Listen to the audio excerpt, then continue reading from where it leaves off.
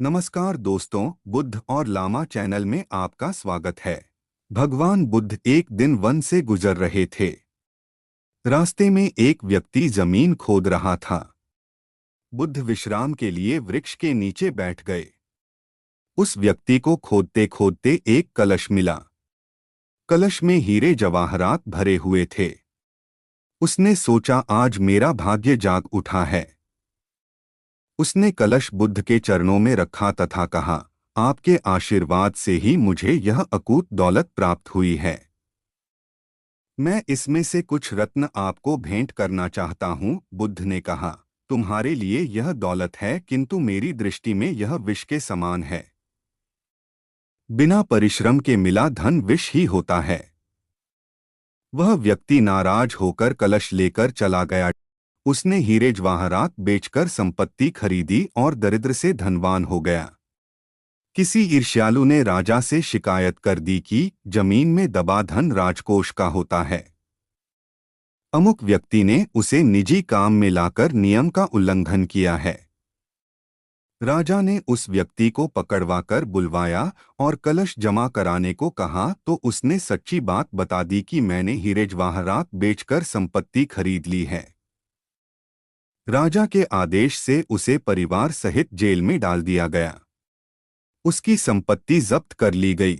राजा ने भगवान बुद्ध को ससम्मान राज्य में आमंत्रित किया।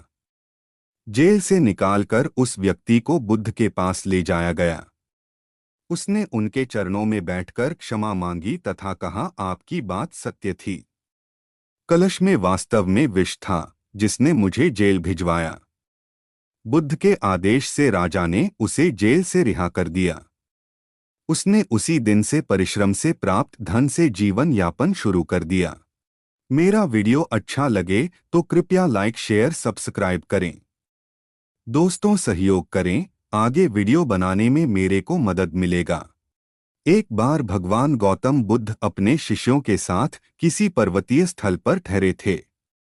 शाम के समय वह अपने एक शिष्य के साथ भ्रमण के लिए निकले। दोनों प्रकृति के मोहक दृश्य का आनंद ले रहे थे।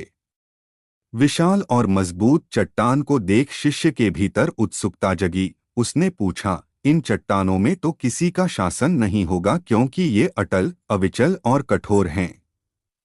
शिष्य की बात सुनकर बुद्ध बोले कि नहीं, इन शक्तिशाली चट्टानों पर भी किसी का शासन है।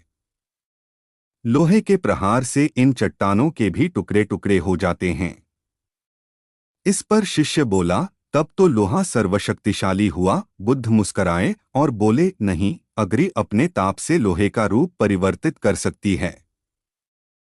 उन्हें धैर्यपूर्वक सुन रहा शिष्य बोला, इसका मतलब अग्नि सबसे शक्तिवान है। बुद्ध ने फिर उसी भाव से उत्तर दिया, नहीं, जल अग्नि की उष्णता को शीतलता में परिवर्तित कर देता है तथा अग्नि को शांत कर देता है।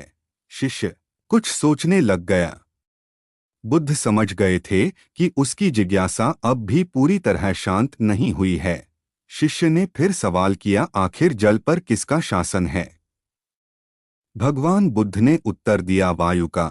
वायु का वेग जल की दिशा को बदल देता है।